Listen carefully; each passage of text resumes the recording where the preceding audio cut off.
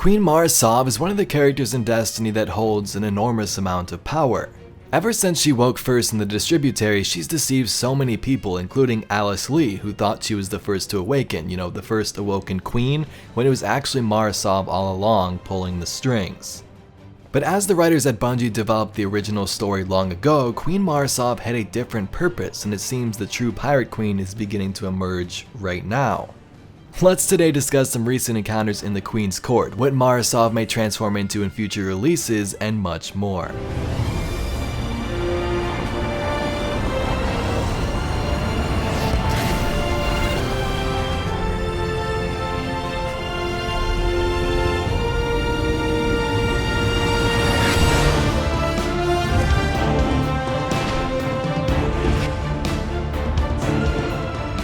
Back on Venus, the Exo Stranger told us we needed to stop this Vex presence in the Black Garden as they were worshipping an aspect of the darkness, that being the Black Heart. The catch was we apparently needed a key to get in, and only the Awoken would tell us how to do so if we found this specific item and returned it to them.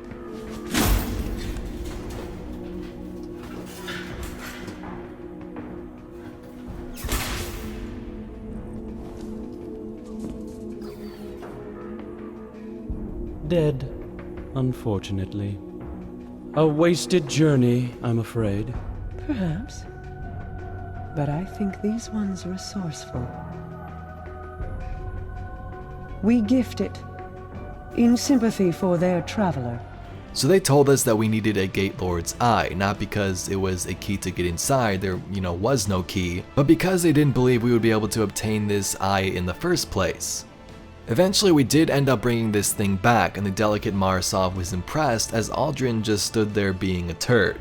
From here they told us where the Black Garden was, but said that we owe them. She's saying you owe us, Guardian. I understand. Your Grace.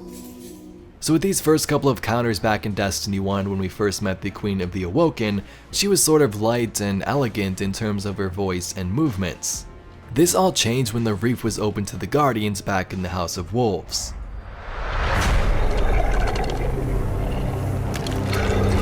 Open the reef to the Guardians.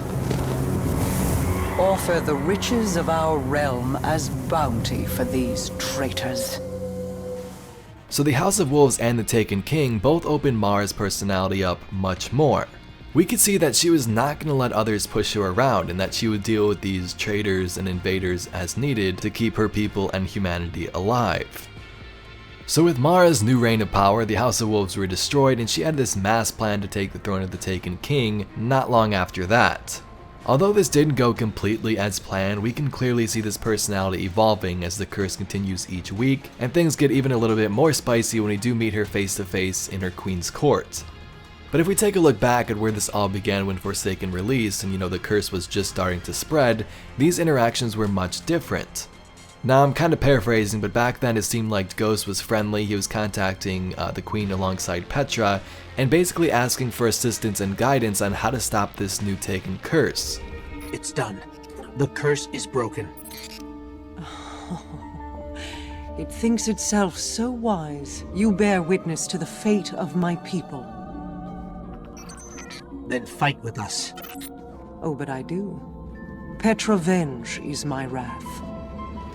As things began to advance and this curse became worse and worse, it's been going for so many weeks now, Ghost begins to get a little bit impatient as the Queen has not taken any action to try and stop this threat. Mara Sov, we need answers and your people need help.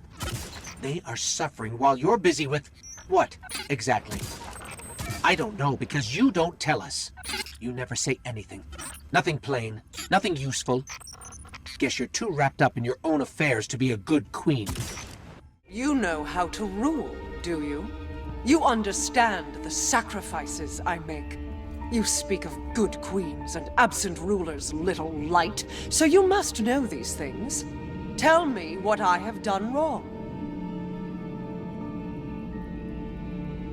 Speak! What should I do when my every action is in service of a future that benefits you? You do not know me or the things I do. Do not dare to presume. You have not earned the right. Get out of my sight. While Mara does go off on the ghost and has her own motives moving forward, her goal is always to defend humanity. I mean, heck, this is the reason she left the distributary where they were essentially immortal and came to this shattered system where the darkness loomed around every corner. This sort of pirate queen may begin to emerge, and Forsaken may have just been the beginning of this. Throughout all these interactions and visits, we see the queen becoming a bigger part of the action. You know, she's contacting the Nine, she's moving an asset into position and taking a peek at something that happened to her brother. And while we don't know if Mara knows that Aldrin is alive, it can sort of be assumed. I mean, the thing was sitting there right on the table, which kind of explains that in and of itself, but again, she wasn't in the room, so who knows, we'll see what Bungie does with that. But even weeks prior to us, looking into that cutscene and our Guardian figuring out what this all means, Mara talked about Cade being an it, and also about Aldrin's death and how she wasn't too fond of it. I knew my plans put him at risk. I was not surprised to feel him die. He killed our friend. Yes, I'm sure you miss it. Were you satisfied by your vengeance? I wasn't. So as explained earlier, the Queen was meant to be this sort of light, soft character who floated in mystery. She was elegant, she sat there in her throne as she discussed things with the Guardian and Aldrin, but Bungie originally had planned for a much different version of the Queen, and this character may be emerging now. So here's a clip from a Bungie livestream back around 2015 where the voice actors had an interview with Deej and they discussed various things about how they got their parts, what happened in the game and how their characters have evolved.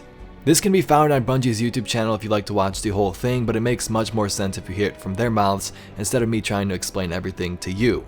So this will play for about a minute or two and then we'll resume with our analysis. I picked up a weapon. I picked up a knife, a big knife. She was, the queen was a bit more hands-on and aggressive in this incarnation. Yes. How has your approach to the queen's character changed over time?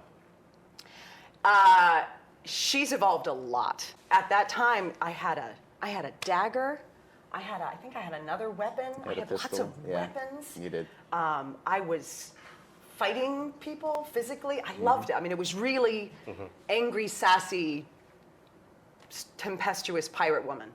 And the powers that be analyzed and reanalyzed and decided this was not where this game was going. And this is the new story.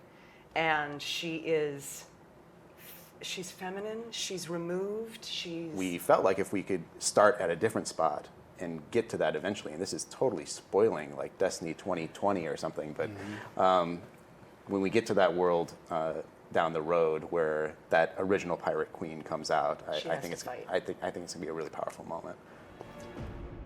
So to me it seems pretty evident that this Destiny 2020 they were discussing is starting to emerge with Mara's character right now in Destiny 2.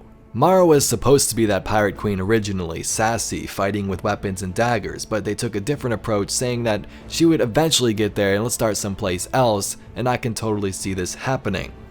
While we don't all out see her using weapons and fighting stuff with daggers yet, there is that evidence with the Queen's Court encounters where things are wrapping up with our relationship, particularly between her and the ghost, but things are getting a little bit tense. So many questions still remain with this though. Like, if Mara does know about Aldrin, what is she going to do about it? And if she doesn't, what's going to happen when she finds out that we possibly knew? Also, it's kind of hard to tell with most of Bungie's storytelling in Destiny as a lot of things are a mystery, but how will this affect our relationship moving forward? Like stated, it does seem she was simply mad at the ghost for what he was saying, and I don't blame him because this curse has been going on forever, but while Mara does like humanity and that was her original goal to help save them, we hear from various sources that she hates the Traveler. She would have destroyed it if she had the chance, so not sure where that stands with her and our Guardian. Another interesting thing to throw into this whole fire is the lore entries we've been receiving from the court itself. These are quite elusive in the fact that they are sent to us by something that goes by the name of Medusa. Throughout the entries we received, like 4 or 5 of them, it tells us it's here to help, but can it really be trusted?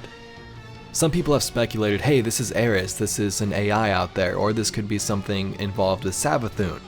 Now, from the various hints from lore that's been released from Forsaken, it would seem that Savathun has a part to play in the Dreaming City's corruption. We know this from various sources, Karu and also another specific Taken Vex Hydra that is still alive and is possibly fallen under her control. So is this those two sort of deceiving us? Is it actually someone helpful, maybe like Eris? It's kind of hard to tell. But if you would like a video on the current truth to power entries, tell me down below and I'll be sure to research it so I can figure out what the heck is going on there. But sort of wrapping this up, when we visit the Oracle this week, things are a little bit depressing. The curse has begun again. This will be the 7th try for the Guardians. I don't see how this time around will be any different. We throw ourselves at this thing again and again, and it never changes. How can anyone here go on when there's no guarantee they'll see the future they're fighting for?